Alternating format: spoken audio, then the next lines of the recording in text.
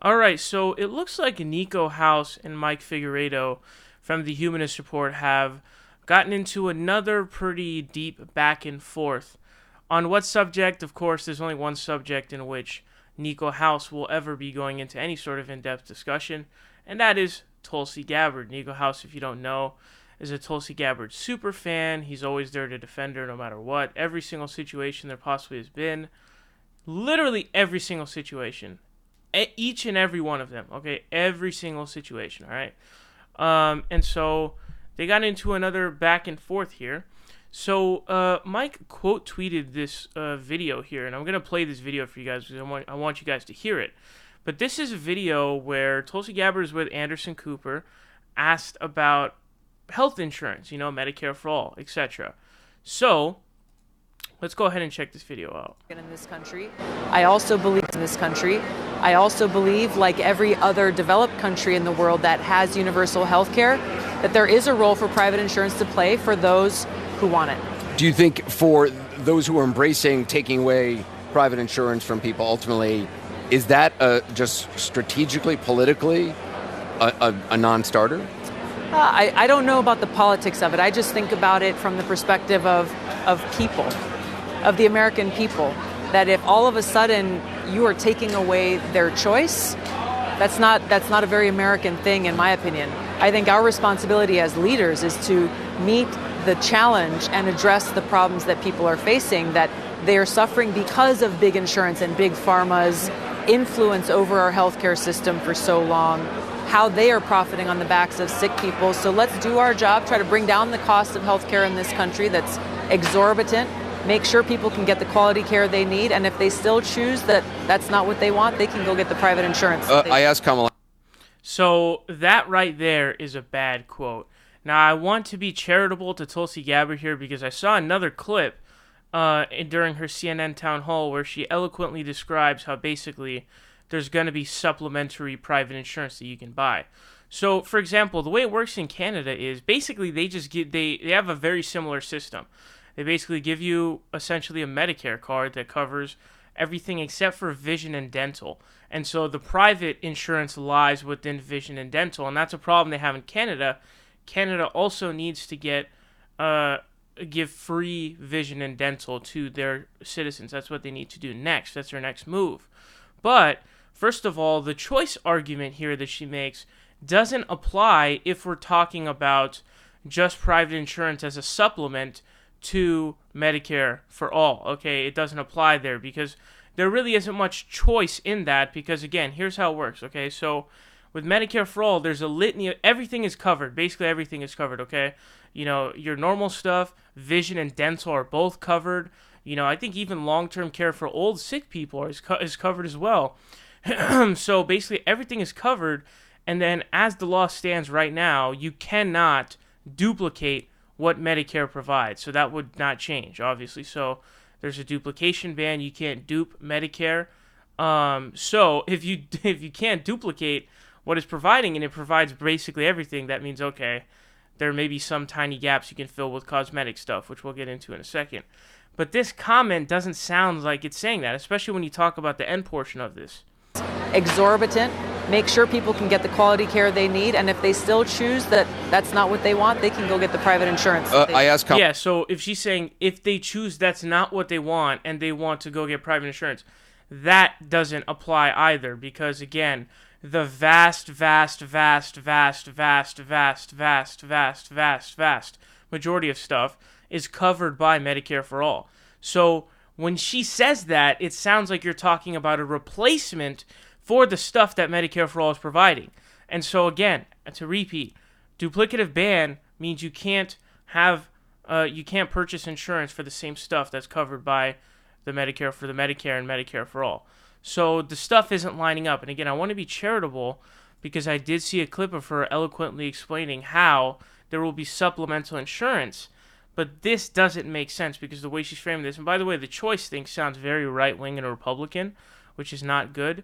And it also doesn't make sense there either because there really isn't much choice involved in getting like supplementary insurance for something else, like maybe some extra dental visits or something like that. It's just not something that is a thing. So Mike quote tweeted this saying, I haven't seen this yet, but this is deeply, deeply disappointing.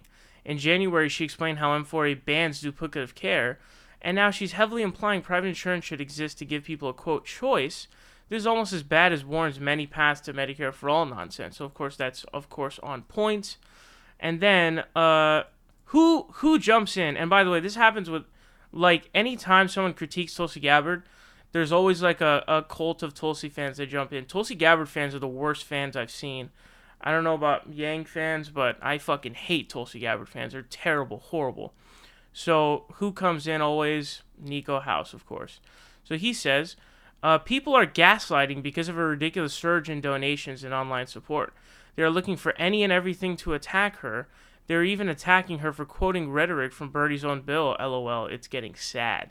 So, look, man, I mean, why would Mike Figueredo be incentivized to go after Tulsi Gabbard?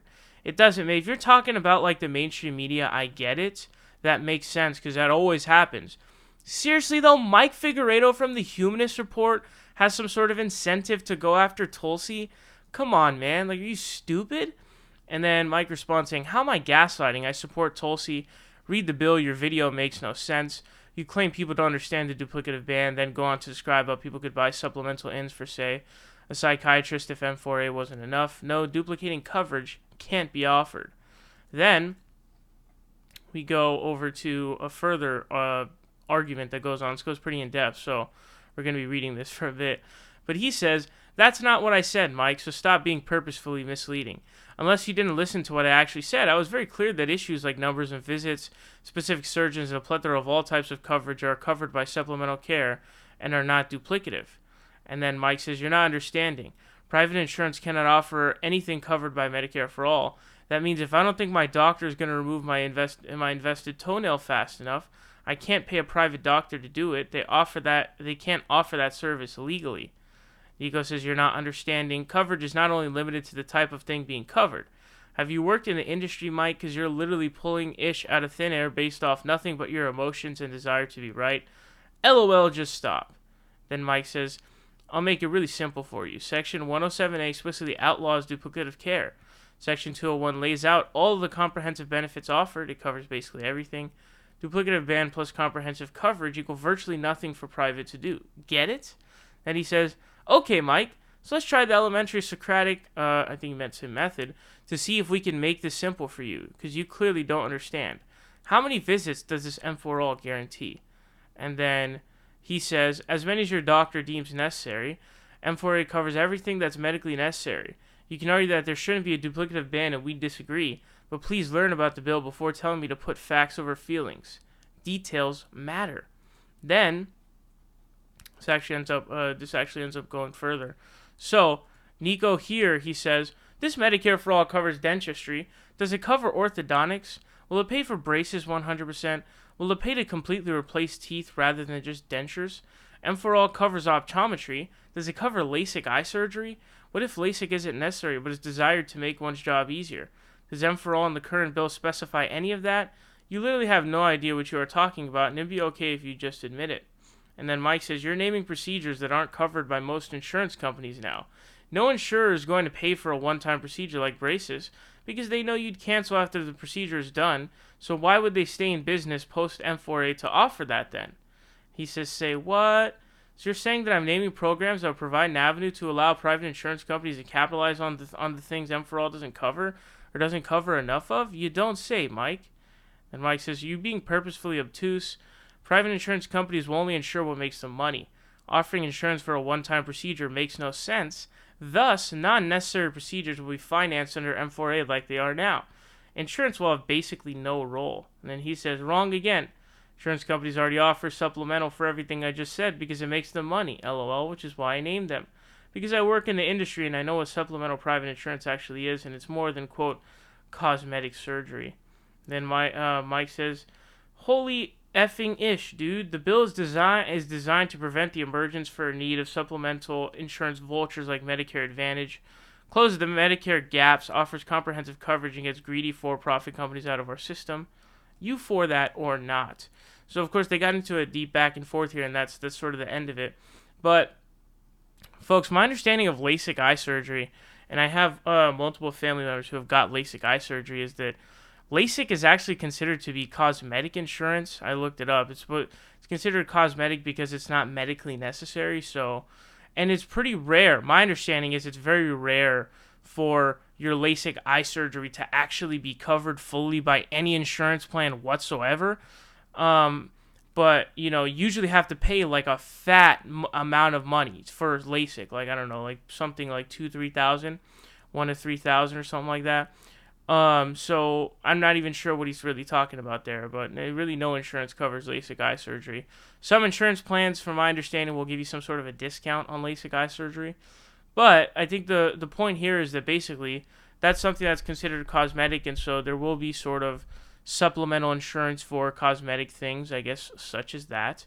So, this plan seems to have, it covers a lot of the gaps. But the problem that gets lost in this is that Niko's argument here that he's bringing to defend Tulsi Gabbard doesn't really apply in this video that we just watched. And I say that because the way that she's speaking about these things doesn't. If she had just said, yeah, well, there's going to be private supplemental insurance for things like, I don't know, LASIK or whatever, stuff like that, cosmetic stuff, right? Then no one would have a problem. But clearly, the way that she stated it does not make it sound like that, folks, at all. The way that it makes it sound is like you'll have a choice to get private insurance that completely switches out, for what Medicare would offer you under Medicare for All, which is no, you can't do that. So she's clearly like, Niko pulls a lot of stuff out of out of his behind to defend Tulsi, as anybody kind of ends up doing when you're in a situation where you're just kind of perpetually defending someone from everything because you have an invested interest for whatever reason that may be. But the sort of thing is again, there's a duplicative ban. There are certain cosmetic things like LASIK that could be potentially covered by insurance, but all the basic stuff would be covered by Medicare, which is really good. It's like, think of it as kind of like the Canadian plan on steroids, basically. In Canada, the way it works is private insurance for all the normal stuff is literally banned there, but what you can get is supplemental for, and you have to, basically. There's only like some, I think, small, I don't know if it's small to relatively like, kind of just like maybe, I don't know, I forgot what portion of the population has private insurance, or public insurance, sorry, for vision and dental. But a lot of people have to get vision and dental, and a lot of people in their employed, they'll have like employer-based insurance for vision and dental in Canada. But in Canada, like that, it's banned, bro. Like you can't get private insurance that covers the regular stuff. So it's basically the Canadian plan on roids, which is dope because in Canada, they've got a problem there when it comes to, when it comes to people not having vision and dental covered. A lot of old people are in really bad situations. I was reading about this. They can't get dental care, and so their teeth, just totally rupture and everything. So I think what's important to understand here is that Bernie's plan sets up a plan for, it covers all the basic stuff under Medicare. Then you can get private supplemental insurance if you want for certain cosmetic things like LASIK or whatever, stuff like that. That's the important thing here. The problem I have with Tulsi Gabbard's comment here is it doesn't sound like she's talking about that. It doesn't sound like she's saying what I just explained to you. The way she says, oh yeah, well, not having choice is not a very American thing, blah, blah, blah, blah. As well as her point of like, oh yeah, we want people to be able to be like, if you don't like it, then you can go. But it's like, no, you can't do that though. This is all supplementary stuff, very like small gaps to fill. So what he's saying doesn't really actually address any of those things. It just kind of like takes it into his own veer off route where he wants to defend Tulsi Gabbard. But anyways, with that said, let me know your thoughts on this down below. I'm very curious to hear them.